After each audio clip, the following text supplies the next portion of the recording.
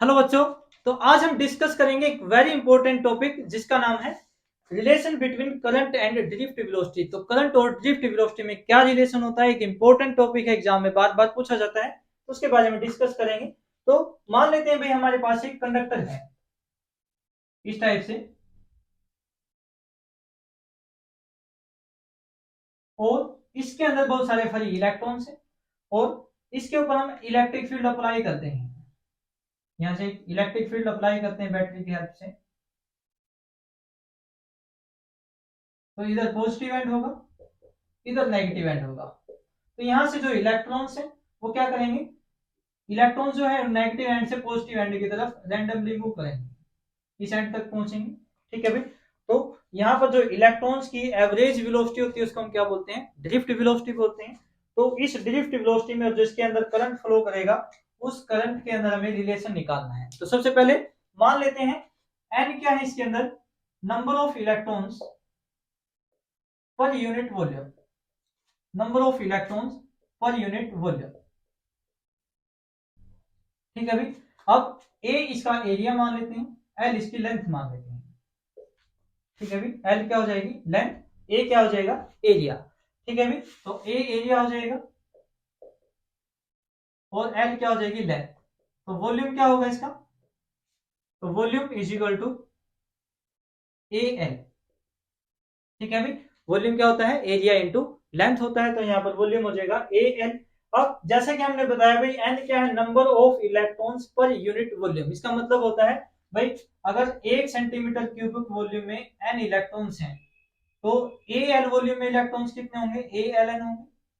ठीक है भाई। तो अगर हम टोटल इलेक्ट्रॉन्स की बात करें इसके अंदर, तो टोटल नंबर ऑफ इलेक्ट्रॉन्स कितने होंगे, टोटल नंबर ऑफ इलेक्ट्रॉन्स हो जाएंगे ए एल एन। भाई जैसे कि हमने यहाँ पर बताया एन क्या है, number of electrons per unit volume. इसका मतलब हो गया भाई जैसे 1 सेंटीमीटर क्यूबिक या 1 मीटर क्यूबिक में इलेक्ट्रॉन्स कितने हैं, एन है। वॉल्यूम ए एल होगी तो ए एल एन हो जाएंगे, तो टोटल नंबर ऑफ इलेक्ट्रॉन्स कितने होंगे, ए एल एन। उसके बाद अगर एक इलेक्ट्रॉन्स पे हम चार्ज की बात करें, तो एक इलेक्ट्रॉन्स पे चार्ज कितना होता है ई। उसके बाद टोटल चार्ज कितना हो जाएगा, तो मान लेते हैं ई क्या है, charge on, charge on 1 electron, magnitude में है ये वैल्यू भाई, चार्ज ऑन 1 इलेक्ट्रॉन। एक इलेक्ट्रॉन्स पे जो चार्ज की वैल्यू वो ई है मैग्नीट्यूड में। उसके बाद इलेक्ट्रॉन्स कितने हैं, ए एल एन है, तो टोटल चार्ज क्या हो जाएगा, टोटल चार्ज, टोटल चार्ज हो जाएगा आपका ए एल एन ई, क्योंकि टोटल इलेक्ट्रॉन्स कितने हैं, ए एल एन है, उसके एक के ऊपर इलेक्ट्रॉन ई है, तो एक के ऊपर चार्ज ई है, तो टोटल चार्ज कितना हो जाएगा ए एल एन ई। इसको हम क्यू से लिख देते हैं, total charge Q is equal to A L N E. ठीक है भाई। उसके बाद हम डिफाइन करते हैं भाई जो करंट होता है उसको हम कैसे लिखेंगे, पहले तो हम निकालेंगे drift velocity, drift velocity, velocity is equal to क्या फॉर्मूला होता है, वेलोसिटी इज इक्वल टू होता है डिस्प्लेसमेंट अपॉन टाइम, ये फॉर्मूला होता है। यहां से अगर हम टाइम की वैल्यू निकालें, तो टाइम इज इक्वल टू क्या आ जाएगा भाई, डिस्प्लेसमेंट अपॉन वेलोसिटी। ठीक है भाई, यहां से अगर हम टाइम की वैल्यू निकालेंगे तो टाइम क्या हो जाएगा, डिस्प्लेसमेंट अपॉन वेलोसिटी। अब अगर एक इलेक्ट्रॉन इस एंड से यहां तक आता है तो उसका डिस्प्लेसमेंट कितना होगा एल, और जब इस एंड से इस एंड पे आता है तो उसकी वेलोसिटी किसके बराबर होती है, ड्रिफ्ट वेलोसिटी के बराबर होती है। तो टाइम इज इक्वल टू क्या हो जाएगा, यहाँ पर टाइम इज इक्वल टू हो जाएगा displacement L by drift velocity V D.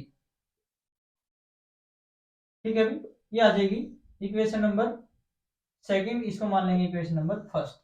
उसके बाद अगर हम करंट को डिफाइन करें, तो करंट का फॉर्मूला क्या होता है,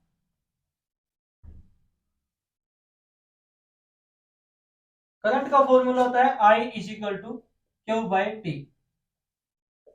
ठीक है भाई, करंट का फॉर्मूला क्या होता है, क्यू बाय टी।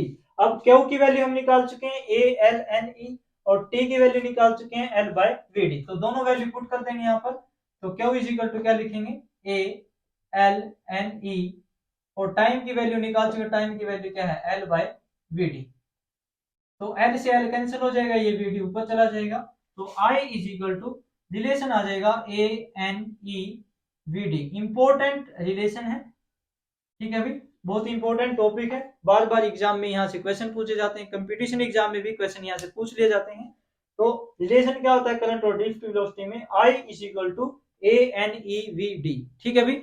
उसके बाद इसमें हम आगे भी इसको एक्सपेंड कर सकते हैं, वैसे टॉपिक ये यहीं तक खत्म हो जाता है, तो आगे कैसे इसको एक्सटेंड कर सकते हैं, तो जैसे कि हमें पता है ड्रिफ्ट वेलोसिटी का फॉर्मूला क्या होता है, drift velocity Vd is equal to क्या फॉर्मूला होता है इलेक्ट्रॉन्स के लिए, E टाउ बाय m। तो ये वैल्यू अगर यहाँ पर पुट की जाए तो I इज इक्वल टू क्या फॉर्मूला हो जाएगा, ANE, Vd की जगह पुट करेंगे E टाउ बाय m, तो ये रिलेशन आ जाएगा ANE square tau by m, ठीक है भाई। तो एक रिलेशन ये भी आ जाएगा ANE स्क्वायर बाय टाउ।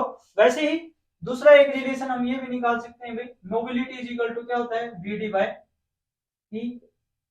अगर यहां से Vd की वैल्यू निकालें तो Vd इज इक्वल टू क्या हो जाएगा, म्यू इंटू ई, तो ये वैल्यू भी हम यहाँ पर पुट कर सकते हैं। तो I is equal to ANE into Vd की वैल्यू पुट करेंगे म्यू इंटू ई, तो म्यू इंटू ई, ये भी एक फॉर्मूला हो सकता है रिलेशंस का। तो इस रिलेशंस के बेस पर बहुत सारे क्वेश्चन आपसे एग्जाम में पूछ लिए जाते हैं, तो इनको याद रखेंगे। एक इंपॉर्टेंट रिलेशन था करंट एंड ड्रिफ्ट वेलोसिटी के बारे में, ठीक है भाई। अभी के लिए इतना ही, धन्यवाद।